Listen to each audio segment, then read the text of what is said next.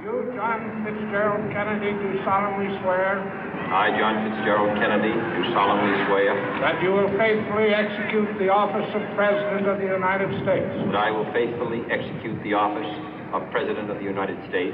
And will, to the best of your ability. And will, to the best of my ability. Preserve, protect, and defend the Constitution of the United States. Preserve, protect, and defend the Constitution of the United States. So help you God. So help me God.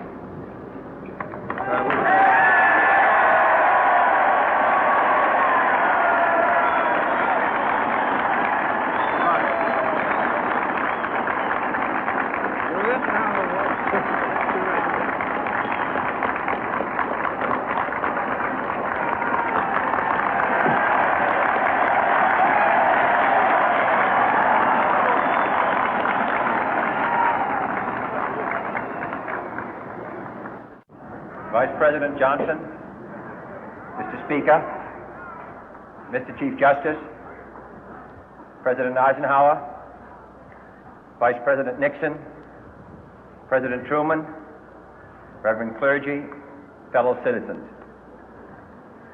We observe today not a victory of party, but a celebration of freedom, symbolizing an end as well as a beginning, signifying renewal as well as change.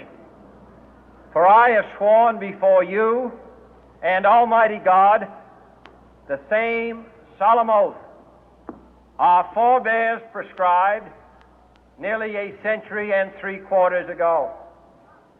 The world is very different now, for man holds in his mortal hands the power to abolish all forms of human poverty and all forms of human life. And yet the same revolutionary beliefs for which our forebears fought are still at issue around the globe. The belief that the rights of man come not from the generosity of the state, but from the hand of God. We dare not forget today that we are the heirs of that first revolution. Let the word go forth from this time and place to friend and foe alike that the torch has been passed to a new generation of Americans born in this century, tempered by war, disciplined by a hard and bitter peace, proud of our ancient heritage, and unwilling to witness or permit the slow undoing of those human rights to which this nation has always been committed and to which we are committed today at home and around the world.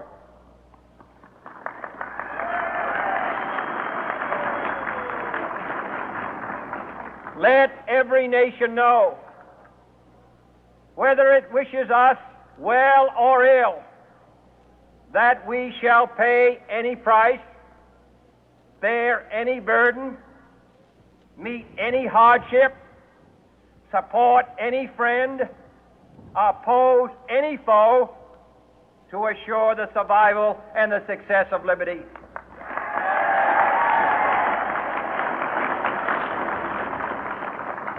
This much we pledge and more. To those old allies whose cultural and spiritual origins we share, we pledge the loyalty of faithful friends.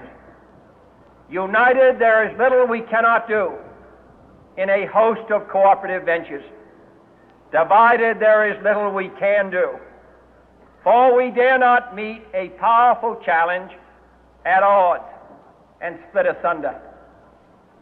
To those new states whom we welcome to the ranks of the free, we pledge our word that one form of colonial control shall not have passed away, merely to be replaced by a far more iron tyranny. We shall not always expect to find them supporting our view, but we shall always hope to find them strongly supporting their own freedom, and to remember that in the past, those who foolishly sought power by riding the back of the tiger ended up inside.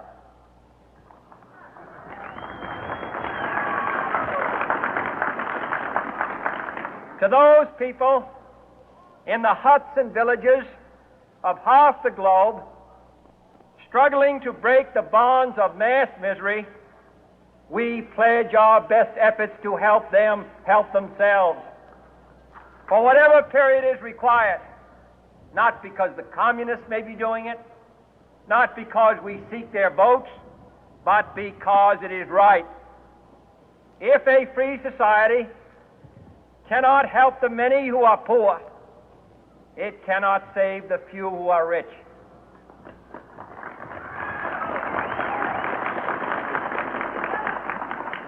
To our sister republics south of our border, we offer a special pledge to convert our good words into good deeds, in a new alliance for progress, to assist free men and free governments in casting off the chains of poverty.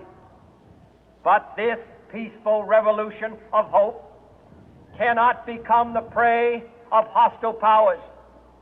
Let all our neighbors know that we shall join with them to oppose aggression or subversion anywhere in the Americas. And let every other power know that this hemisphere intends to remain the master of its own house.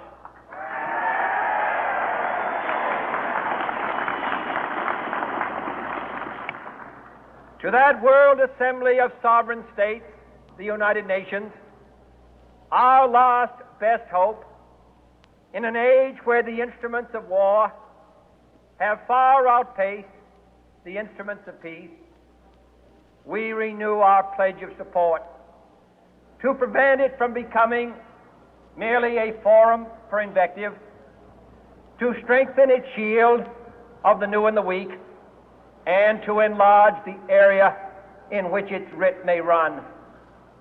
Finally, to those nations who would make themselves our adversary, we offer not a pledge, but a request that both sides begin anew the quest for peace.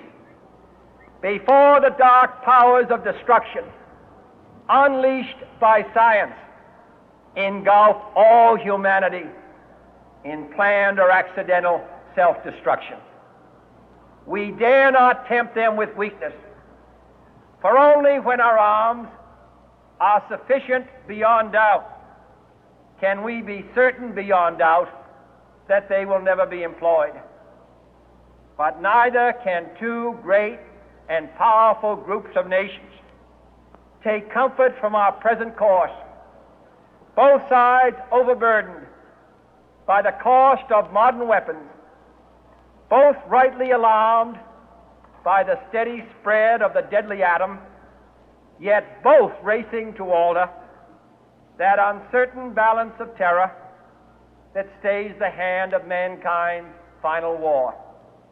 So let us begin anew, remembering on both sides that civility is not a sign of weakness, and sincerity is always subject to proof.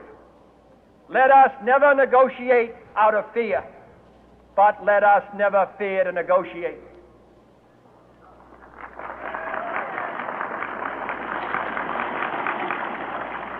Let both sides explore what problems unite us, instead of belaboring those problems which divide us. Let both sides, for the first time, formulate serious and precise proposals for the inspection and control of arms, and bring the absolute power to destroy other nations under the absolute control of all nations.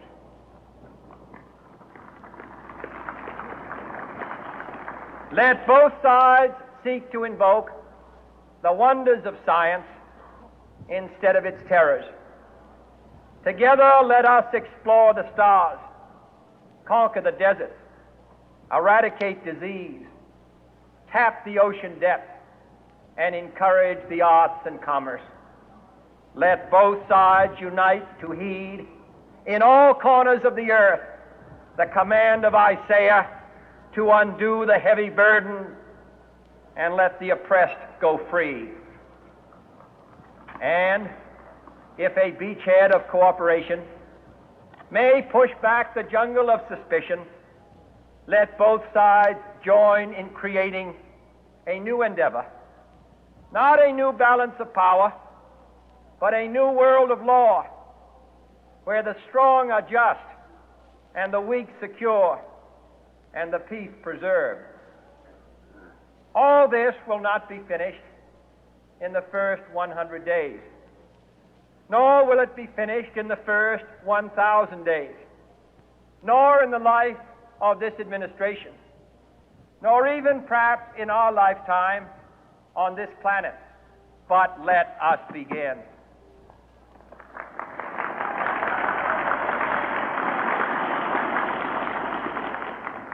In your hands, my fellow citizens, more than mine, will rest the final success or failure of our course. Since this country was founded, each generation of Americans has been summoned to give testimony to its national loyalty. The graves of young Americans who answered the call to service surround the globe. Now the trumpet summons us again, not as a call to bear arms, though arms we need,